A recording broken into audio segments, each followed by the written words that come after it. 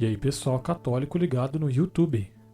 Gostaria de refletir juntamente com vocês o Evangelho de São Lucas, o capítulo 24, versículos de 13 ao 35, que é a passagem, a perícope dos discípulos de Emaús.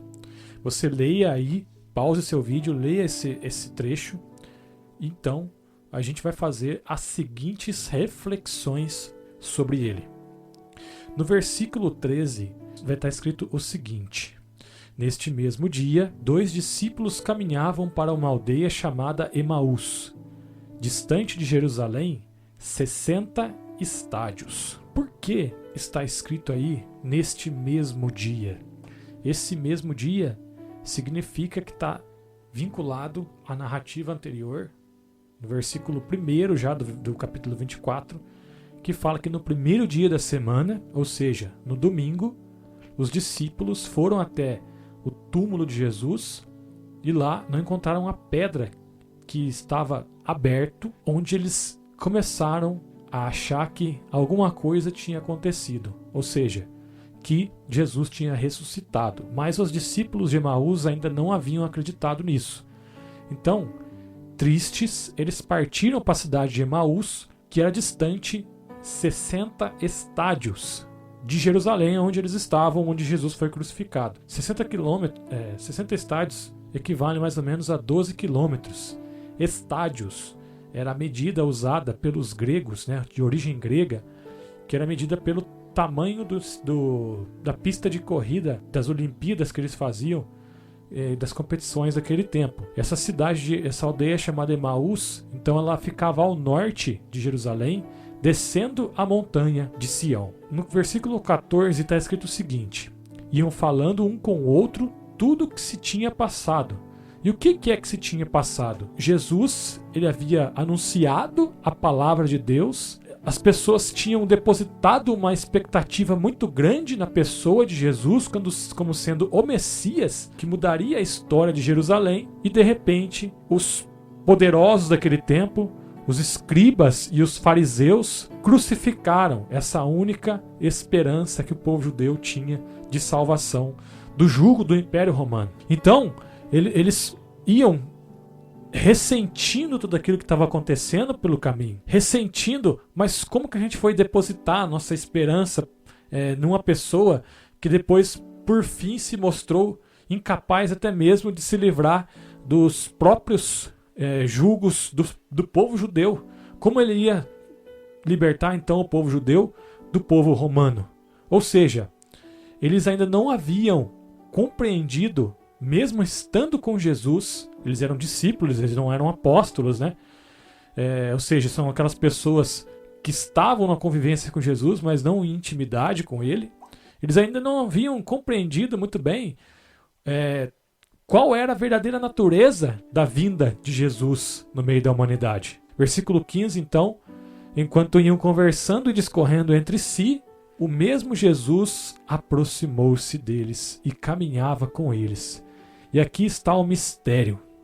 E aqui está a beleza deste evangelho. Como, irmãos, aqueles 2 discípulos de Emaús não conseguiram notar a presença de Jesus que ia caminhando com eles, sendo que eles conheciam esse mesmo Jesus, sendo que eles não viveram em intimidade com ele, mas vai nos narrar em outra oportunidade nos evangelhos que os discípulos foram encarregados por Jesus de 2 em 2 pregar o evangelho dele. Como que esses mesmos discípulos que haviam percorrido toda Jerusalém pregando a palavra de Jesus Cristo, como que eles não reconheceram Jesus que estava andando junto com eles? Este é o grande mistério dessa perícope. Por quê?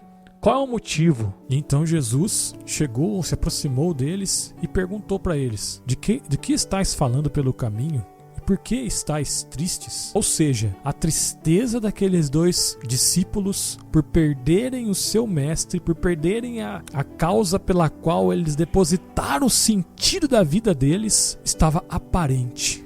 Jesus percebeu a tristeza no coração daqueles homens. Talvez também porque Jesus, ele consegue sondar os nossos corações. Jesus, ele tem uma visão que vai além da carne, porque Jesus é o próprio Verbo encarnado. E então um deles respondeu-lhe: És tu acaso o único forasteiro em Jerusalém que não sabe o que nela aconteceu estes dias? Ou seja, muitas pessoas, todas as pessoas da região já sabiam o que tinha acontecido. Por quê? Porque Jesus foi tão bom com aquele povo. Jesus era tão reconhecido, a bondade, a santidade de Jesus era tão reconhecida dentro daquele povo. Todos já sabiam a injustiça que os fariseus haviam cometido contra aquele homem. Então Jesus perguntou para eles: que foi?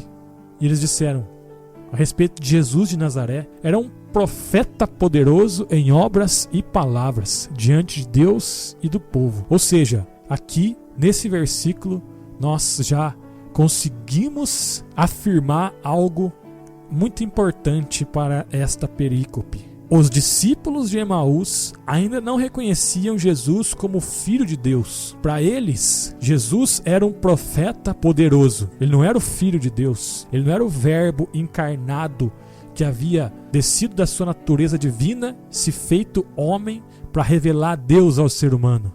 Não. Para eles, para os discípulos de Emaús, Jesus era somente mais um dentre aqueles profetas do Antigo Testamento. Ainda não havia chegado o Novo Testamento para esses dois discípulos de Emaús. E como, irmãos? Entendamos aqui, como esses discípulos haviam pregado Jesus, o Verbo encarnado, para aquelas pessoas em Jerusalém, sendo que eles nem conheciam verdadeiramente Jesus. Quem era Jesus? Qual era a natureza divina de Jesus Cristo? Isso é o que mais nos impressiona nessa palavra. E é óbvio que Jesus vai se revelar como sendo Deus para eles até o fim dessa perícope. E é isso, essa talvez é o maior motivo de Jesus ter aparecido para esses discípulos. Perceba bem, irmão, que esses dois discípulos aqui talvez sejam os dois únicos para quem Jesus se mostrou, depois de ressuscitado, que não estava dentro do círculo íntimo de Jesus, da sua família e entre os 12 apóstolos. Percebam bem isso. Porque Jesus aparece para Maria Madalena, Maria de Cleofas, mas para mais os 12 discípulos, mas não aparece para as pessoas fora desse círculo. Somente para os dois discípulos de Emaús.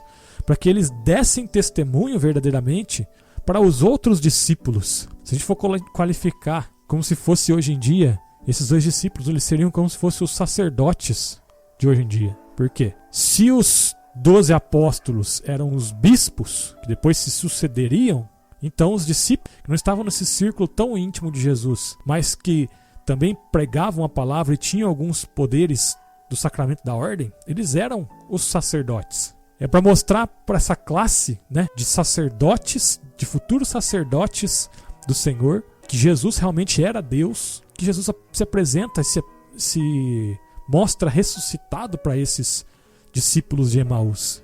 Versículo 20. Os nossos sumos sacerdotes e os nossos magistrados o entregaram para ser condenado à morte e crucificado. Nós esperávamos que fosse ele quem haveria restaurar Israel. E agora, além de tudo isso, é hoje o terceiro dia que essas coisas se sucederam. Percebam bem, nós esperávamos que fosse ele quem haveria de restaurar Israel, ou seja, o que esses discípulos estavam esperando, seguindo Jesus, não era um Deus que se encarnava na humanidade para se revelar ao ser humano e para mostrar para ele a salvação, dar a ele a salvação e a remissão dos pecados. Não, o que eles esperavam de Jesus era que ele restaurasse politicamente Israel do domínio romano.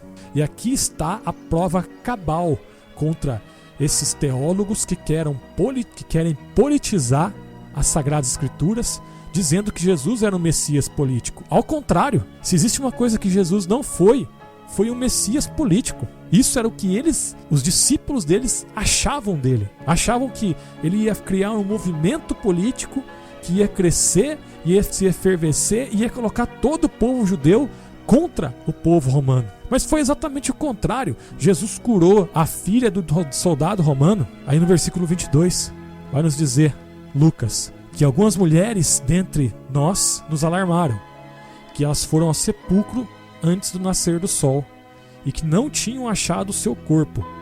E apesar disso, irmãos, apesar das mulheres não terem encontrado o corpo de Jesus, eles ainda não haviam compreendido aquilo que havia sido narrado lá no profeta Isaías, o servo sofredor que seria honrado por Deus depois do terceiro dia.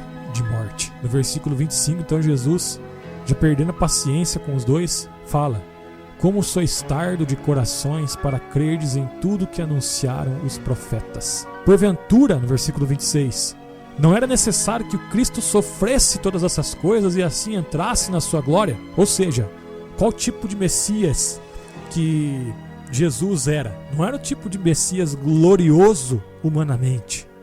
Não era o tipo de Messias que queria o bem para este mundo. Não era isso. Nós não somos testemunhas de Jeová. Nós não achamos que o mundo está que a salvação de Deus está nesse mundo. Não, esse mundo o Senhor já disse, já mostrou o exemplo para nós. Esse mundo é um mundo em que todos, independente de classe social, independente do que for, do que seja, todos nós sofremos. O que importa é o que nós fazemos com esse sofrimento. E Cristo veio nos dar o exemplo. Ele, sendo Deus que se encarnou na humanidade, Ele veio nos dizer o seguinte: o sofrimento não importa, porque todos irão sofrer.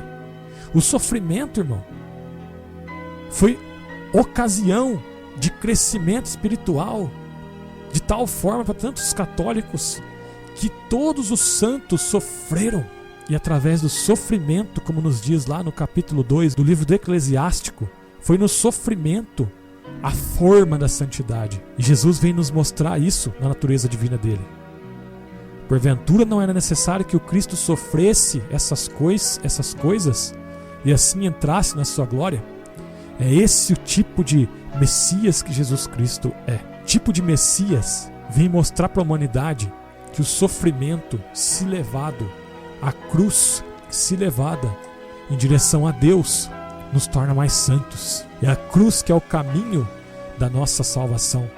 Vai nos dizer Santo Afonso Maria de Ligório, no seu livro A Paixão de Nosso Senhor Jesus Cristo, que a meditação, não existe coisa melhor para buscar a santidade, para crescer em santidade, do que a meditação do sofrimento de Jesus.